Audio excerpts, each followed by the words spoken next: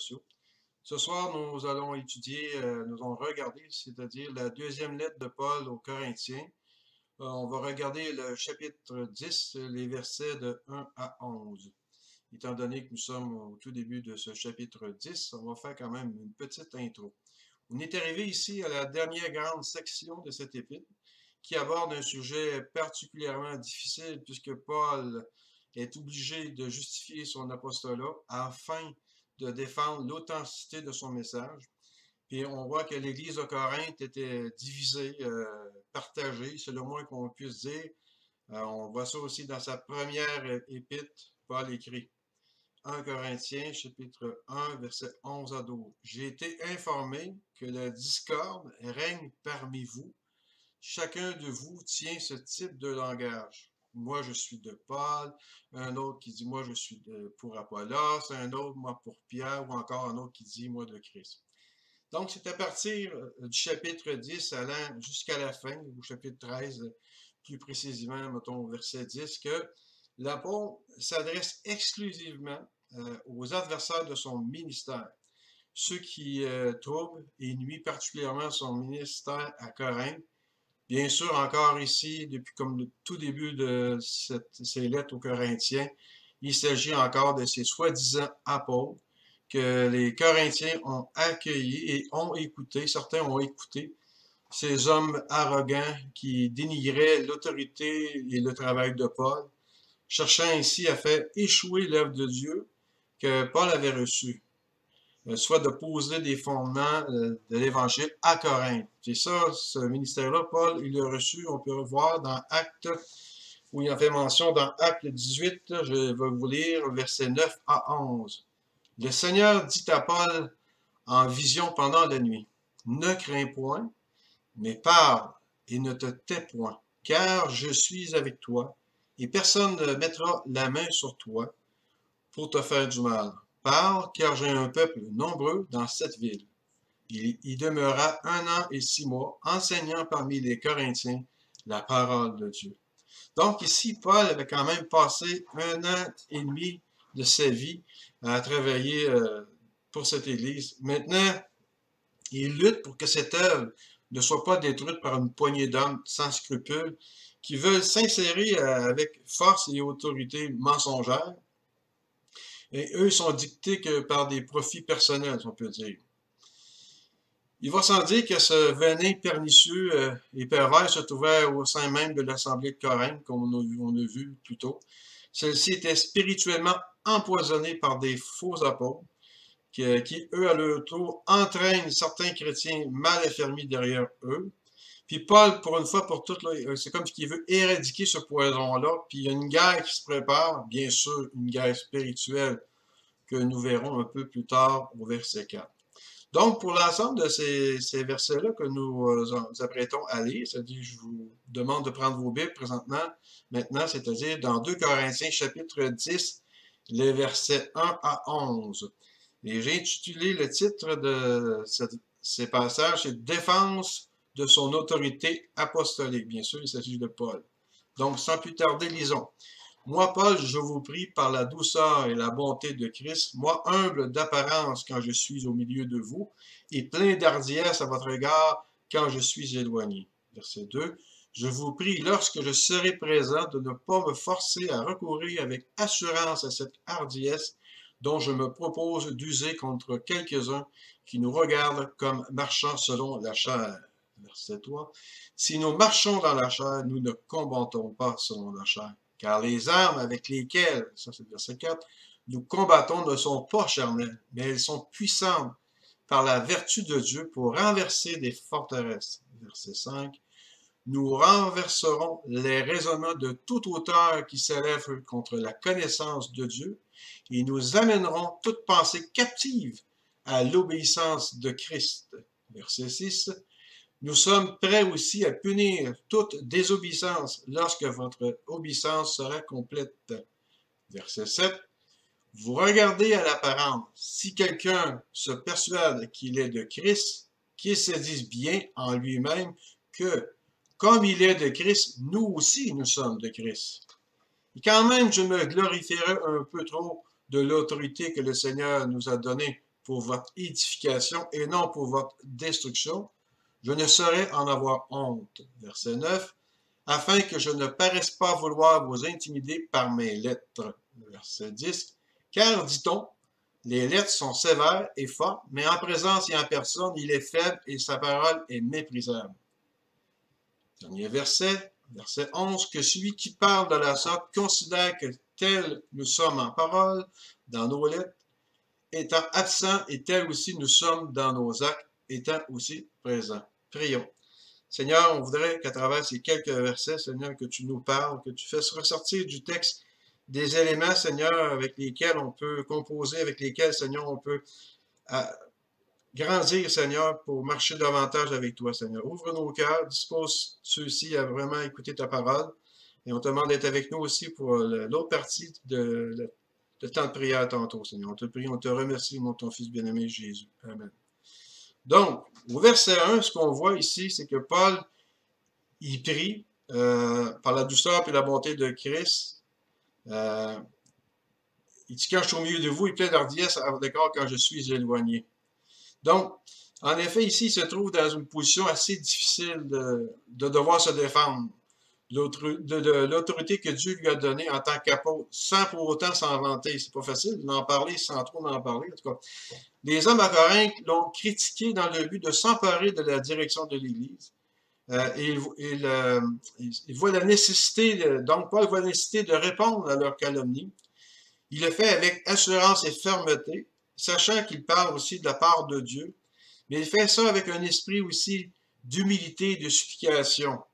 Il aurait pu dire tout simplement « je vous ordonne », mais plutôt il dit « je vous prie », en faisant appel en premier lieu de la douceur, de la bonté de Christ. Paul répondra avec douceur de Jésus-Christ, mais avec une force d'esprit qui le rend capable de faire face calmement et avec fermeté aux accusations portées contre lui. Disons que Paul, son souci, ce n'est pas de redresser les torts qui ont été faits envers lui, mais puisque l'apôtre ne fait lui-même, comme on a vu dans d'autres places, que l'apôtre ne fait de cas de lui-même, de sa propre vie, mais bien plutôt parce que il veut défendre le message de la bonne nouvelle de Jésus-Christ, hein, c'est ce qu'il annonce. Mais il sent que cette bonne nouvelle est maintenant menacée par la situation qui s'y vit dans l'Église de Corinthe, qui est occasionnée spécifiquement par ses détracteurs. Il rappelle aussi aux Corinthiens, par cette lettre, la norme de toute conduite chrétienne. Paul doit faire quelque chose, mais il ne le fait pas avec arrogance. Hein. Il le fait non plus avec un esprit hautain de supériorité, mais il fait avec humilité et douceur, comme on a lu plus tôt. Ce qui caractérise vraiment notre Seigneur Jésus-Christ. Hein. Rappelez-vous, dans Matthieu, chapitre 11, verset 29, le Seigneur nous appelle à venir à lui parce qu'il dit « Prenez mon joug sur vous et recevez mes instructions. » Écoutez bien, il dit « Car je suis doux et humble de cœur, et vous trouverez du repos pour vos âmes. » Donc, c'est cette pensée-là de douceur et d'humilité que Paul aimerait que les Corinthiens saisissent ces vérités et puis qu'ils puissent se tourner vers les vérités qui sont annoncées par lui-même, c'est-à-dire la vérité de Christ, le message de l'Évangile.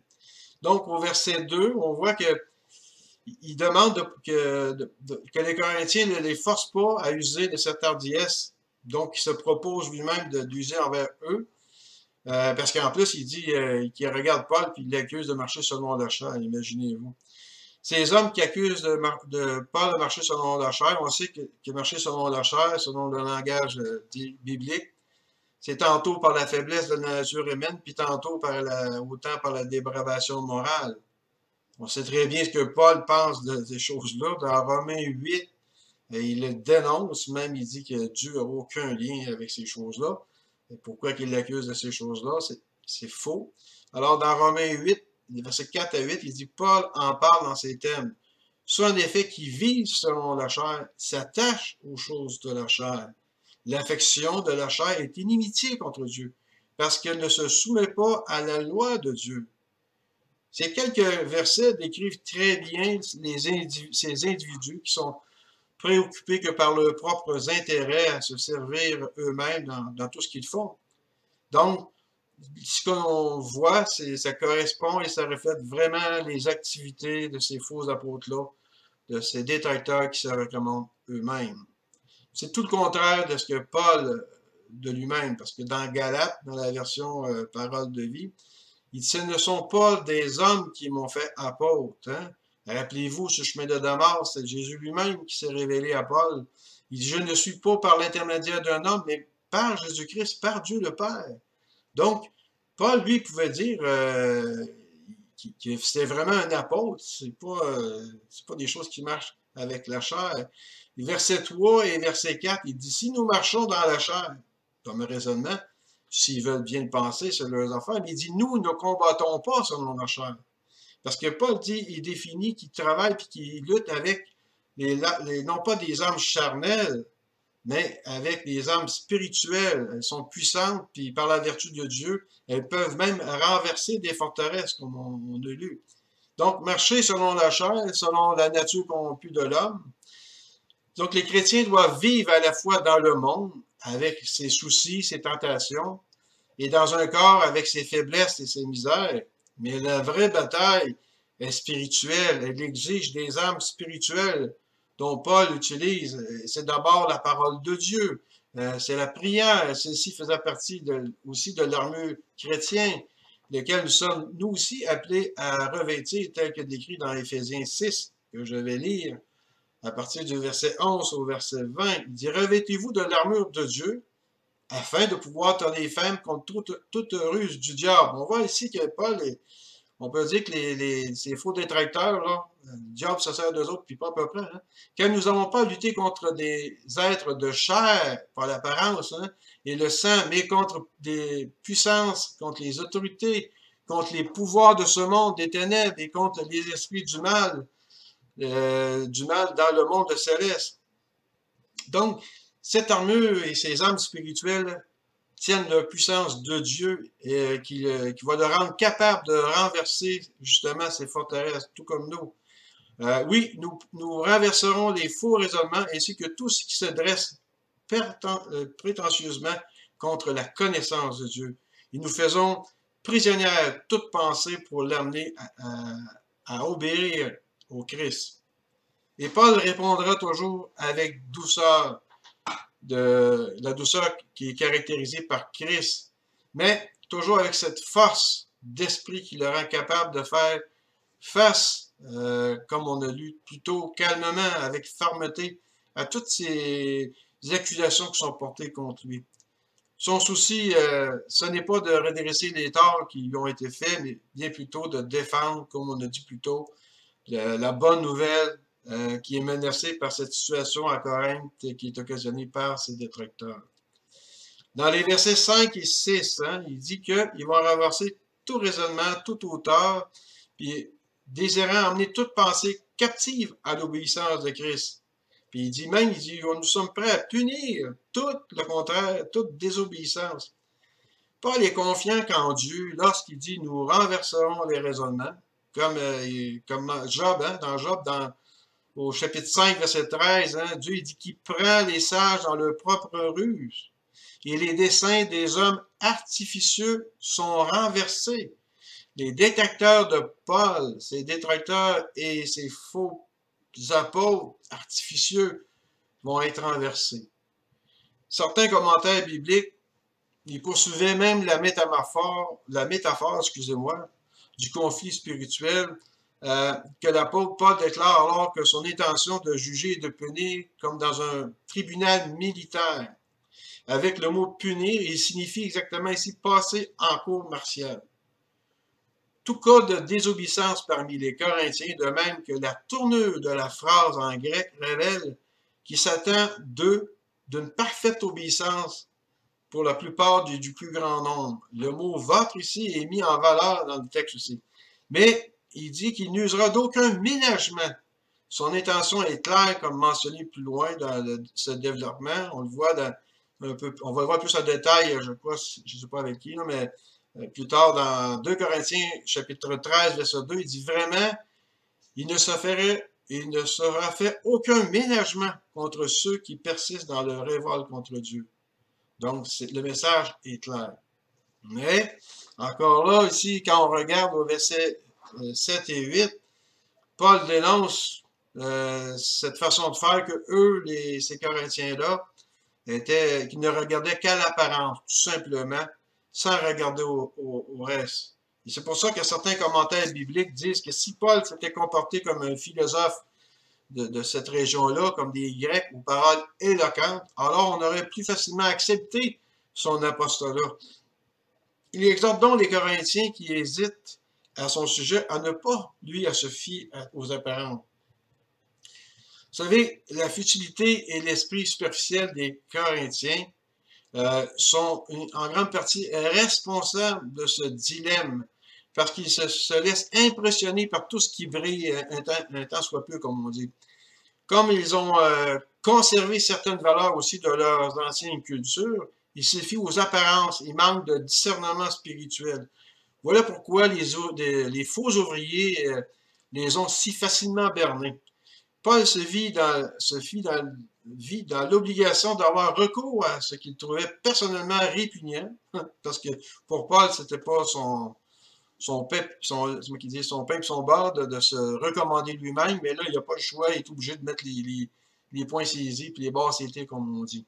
Donc, le but de l'exercice, pour lui, ce n'est pas de se valoriser aux yeux des Corinthiens, mais plutôt de les raisonner, de les ramener à une bonne voie.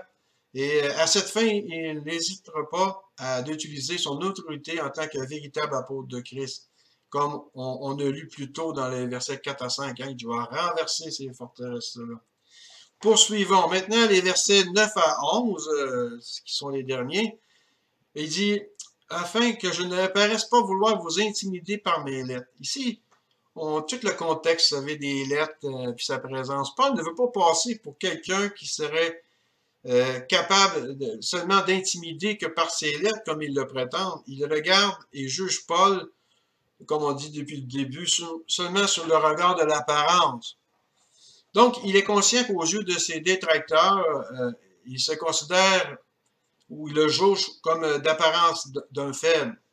Donc, du point de vue superficiel, bien superficiel et humainement parlant, ils n'ont pas tort, car selon certaines biographies ou certains livres historiques qui parlent de Paul, il dit que selon la tradition juive, sur le plan physique, son nom signifiait peu, petit, un homme de petite taille. On dit de Paul qu'il était plutôt chétif sur les bords.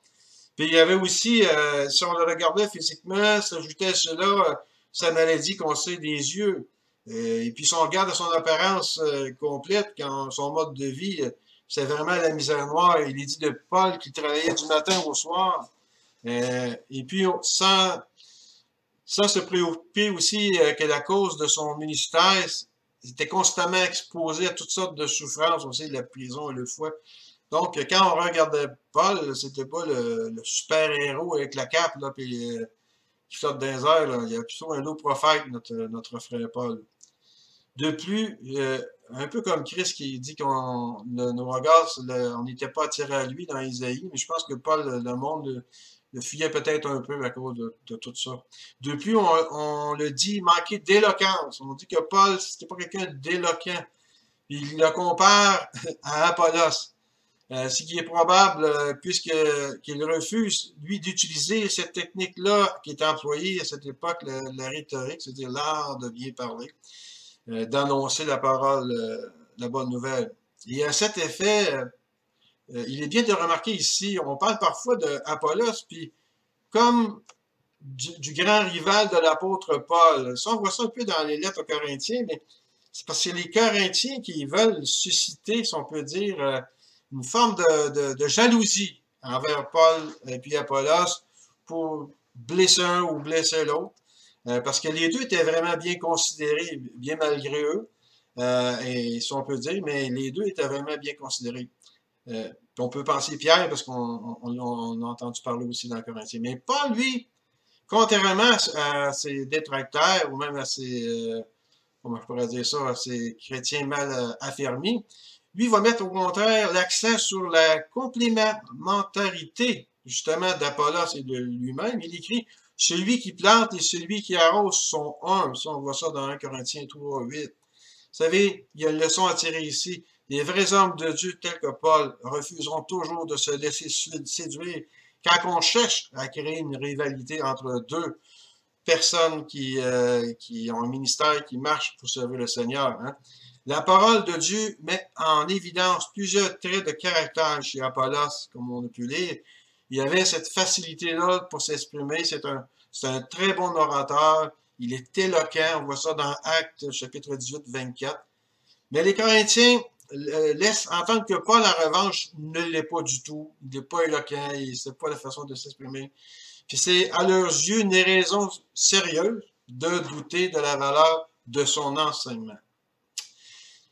Et c'est sur cette vision basée sur l'apparence seulement qu'ont été séduits certains Corinthiens, peu affermis, qui se sont joints aussi aux faux apôtres dans le mépris contre Paul. Il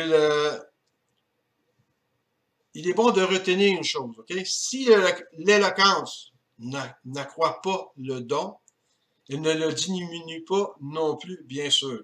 Toutefois, j'ai bien dit toutefois, jamais l'éloquence ne pourra se substituer à l'action de l'esprit, à la puissance qui résulte de la présence de cet esprit chez un homme. C'est ce qui caractérisait Paul, qui lui en était animé, il était imprimé du Saint-Esprit, ce qui faisait de lui une personne intègre, authentique et exemplaire, et il exerce son ministère dans l'humilité afin que toute la gloire puisse vraiment revenir à Jésus-Christ. Et c'est dans cet esprit que Paul s'est rendu chez les Corinthiens. Il se reconnaît volontiers peu de choses lui-même. Tout ce qui compte pour Paul et ce qui remplit toute sa pensée, c'est l'œuvre de Jésus-Christ et Jésus-Christ crucifié et ressuscité. Et c'est ce qu'il a déjà dit aux Corinthiens. Rappelez-vous dans la première lettre aux Corinthiens, au chapitre 2, au verset 1 à 4. Il dit, lorsque je suis allé chez vous, je ne suis pas venu proclamer le secret de Dieu en utilisant les prestiges de l'éloquence ou de la sagesse, car je n'ai pas estimé le devoir de vous apporter autre chose que Jésus-Christ et Jésus-Christ crucifié. De plus, quand je suis arrivé chez vous, je me sentais bien faible et je tremblais de crainte. Mon enseignement et ma prédication ne se reposaient pas sur des discours persuasifs de la sagesse, mais sur une action manifeste de la puissance de l'Esprit. Amen. Et en conclusion, il devait y avoir vraiment, quand on regarde ces premiers versets de cette lettre, il devait y avoir une grande différence entre le Paul dans ses dispositions normales, très peu enclin à la sévérité, et avec, comme on connaît, son élocution malaisée, c'est-à-dire de relater qui était relaté justement par les Corinthiens. Mais Paul ne se laisse pas abattre par toutes ces choses, parce que Paul, lui, comme il est mentionné, il ne marche pas selon la chair, mais il est animé par l'esprit. Il est animé,